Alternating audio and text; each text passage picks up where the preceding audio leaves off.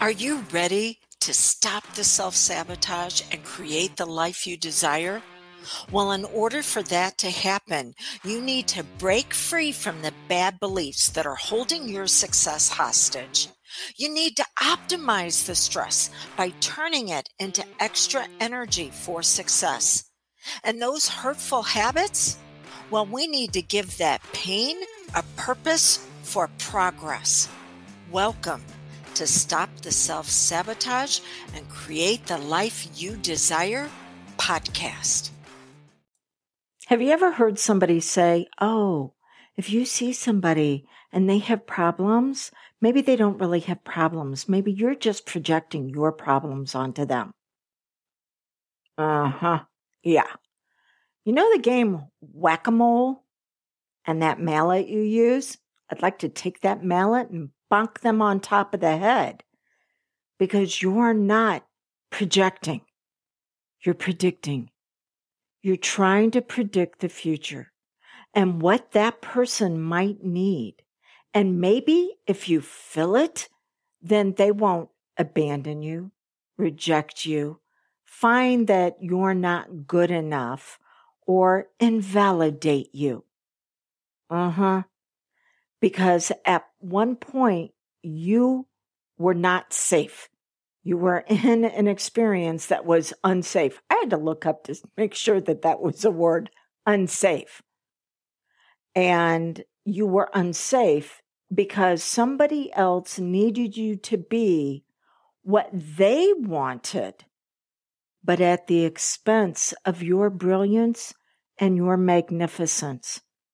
And now you will self-sabotage by dimming your light down, by dumbing yourself down and holding yourself back without even consciously realizing it, because all of this has taken place in the subconscious. How did this even begin? Because whatever challenges you're experiencing, chances are the seeds of it were placed within you before the age of 13. See, up to the age of 13, our conscious mind, also known as our executive functioning center, isn't necessarily fully developed, which means that anything with intense emotion or repeated emotion behind it, we can wind up accepting into our subconscious, which turns it into a habit and a pattern. And most people don't have habit problems. They have pattern problems because habits, that they can be temporary. They can only come out at certain times of the year. For example, I have a habit of putting up a Christmas tree. I don't have it up year round. So habits can be part-time, but patterns are always in place. Think of your conscious and your subconscious mind this way. You know the trash cans that have the lever on them you can stand and the lid pops up?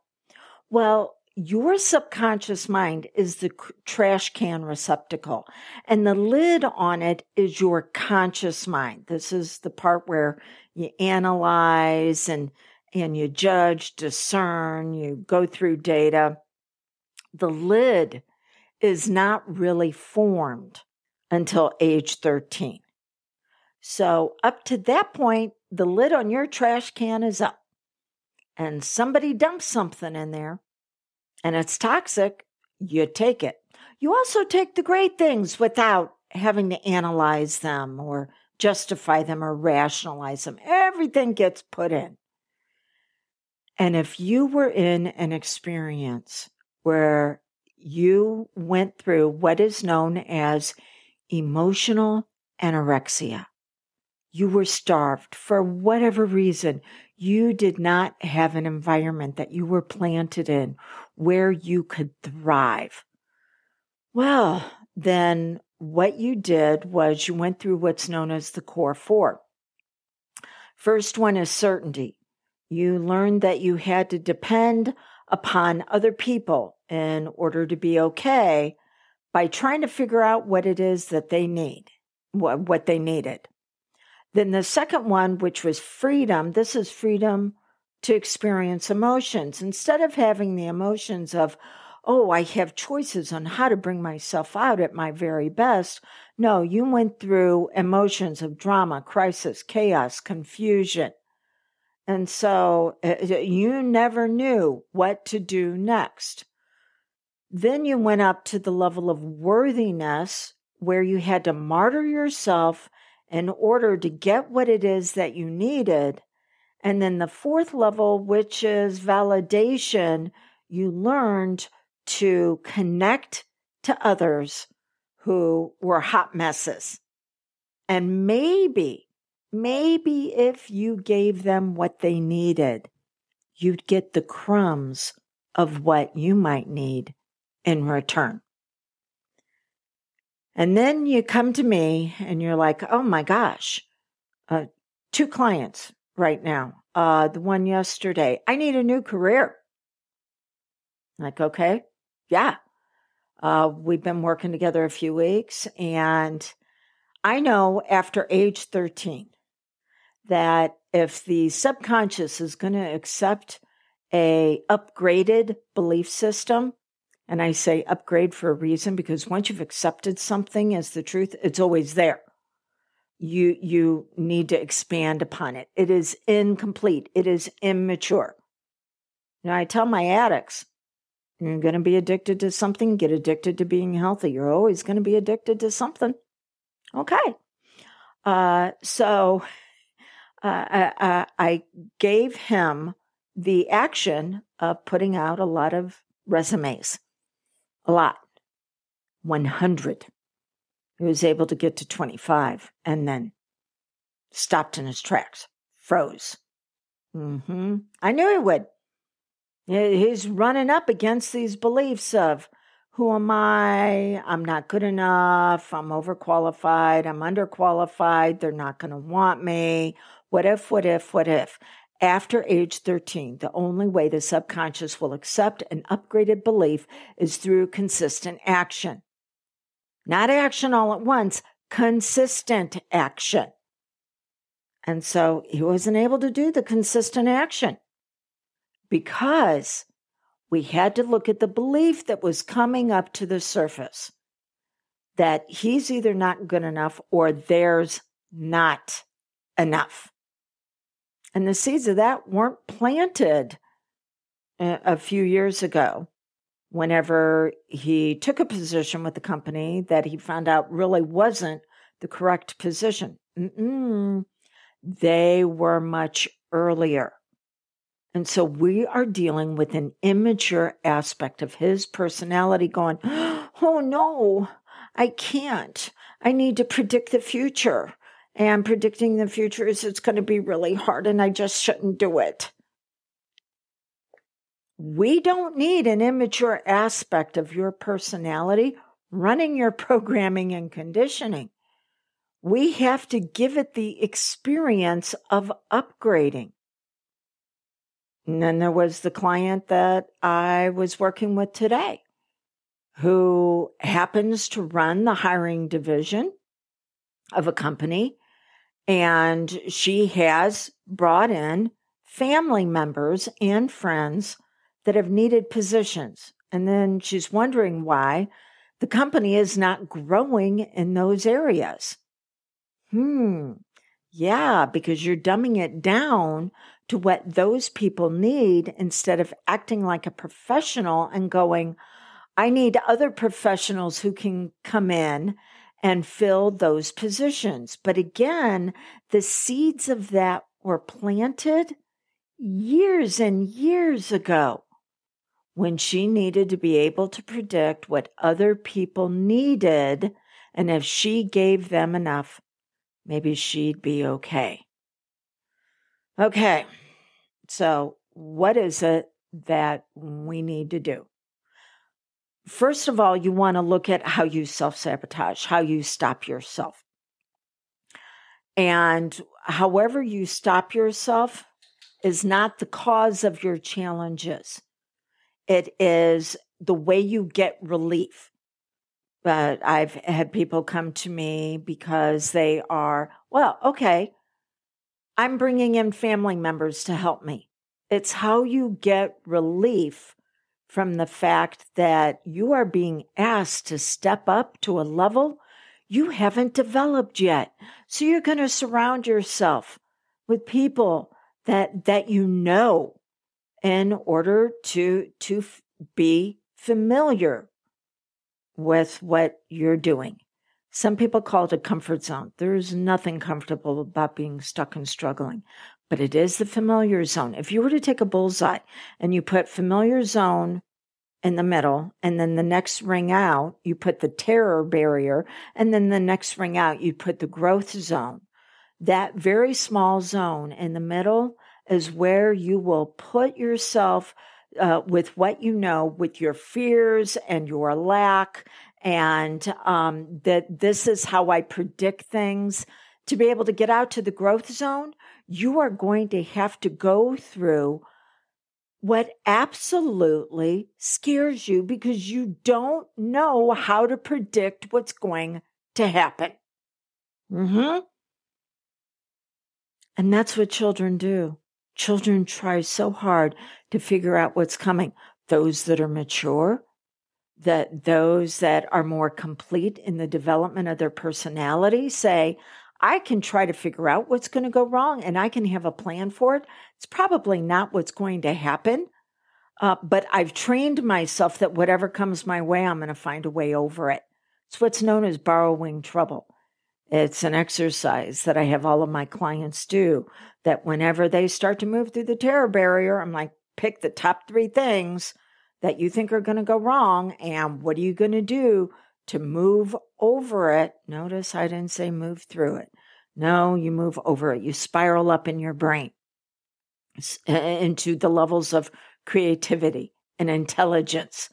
And so how are you going to get over it? And again, it's typically not what's going to happen, but they're programming and conditioning themselves that whatever comes on the journey, that they're actually going to use it as a stepping stone for their next level of success. With that being said, there is going to be something that shows up to stop them. This is the reason why you should be working with someone, whether it's me or another mentor. You need to have someone that's going to be there to go, okay, let's put together now strategies and tactics for moving forward. The areas of your brain that are responsible for growth can only achieve that growth in relationships. You can't do it through videos and books and courses. You actually need to be engaging with someone who has authority. What do I mean by authority? That they know, based on your unique personality, how to make the best of it. If you're looking for what's familiar, you want to surround yourself, just like the client I worked with today, who's surrounding herself with family. That's great. She has what's known as an affinity bias. She favors those like her. That's excellent. So how can we use that? We can actually use that by developing the leader professional aspect of her personality, which then will have an affinity for other professionals that she can bring in and surround herself with. See, the law of polarity says everything is created as a whole. You're going to have a pain side. You're going to have a progress side. You are too associated with the pain side. We've got to move you through the terror barrier into progress, but that means you're going to have to face something that you haven't come across before, and then you can be able to grow through it based on the relationship you're in with another authority figure who can hand you a success system and says, start these steps. Now, what about the gentleman that I was working with yesterday? He has what's known as a cognizant bias or an affirmation bias, where he is going to look for everything that confirms his beliefs. Yeah, I'm overqualified. I'm underqualified. Well, what's on the other side of that? I'm like, well, where were you just right? And then he talked to me about his dream position. Okay. Yeah. So what you want to be doing is you want to be looking for companies that have the potential for you moving into that dream position. Doesn't mean that they're offering it right now, but you can position yourself in such a way that once you're there and they experience your brilliance and magnificence, well, they begin to see that maybe you are right for that position. Okay. So the first thing that you want to do, I don't know, did I already start this list? I might have.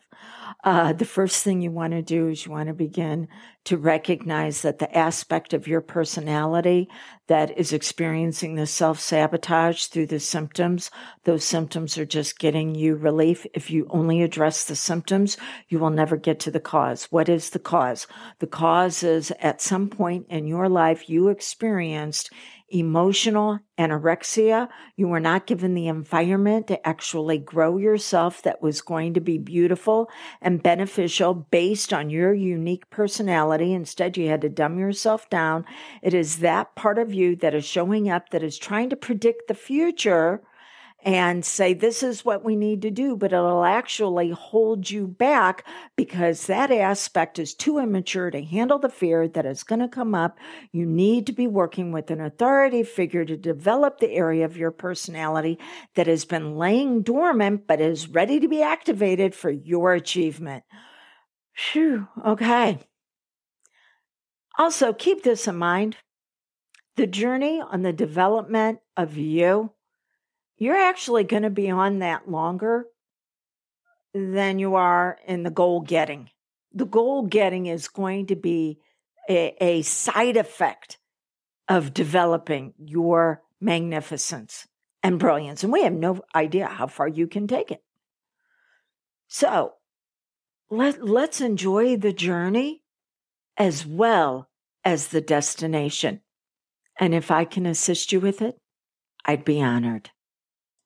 I want to pause for just a moment and say, what is it that your health, your wealth, and your happiness needs from you right now?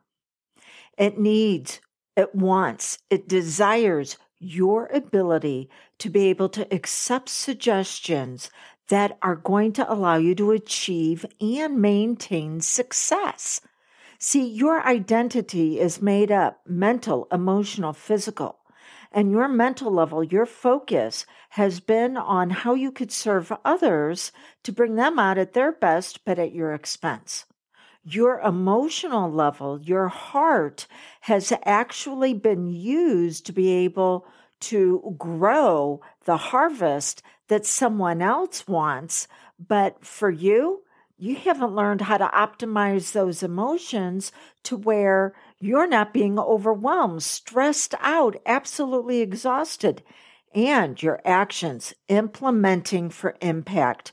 Those actions can be so hard to follow through whenever you feel like your painful past continues to infect you.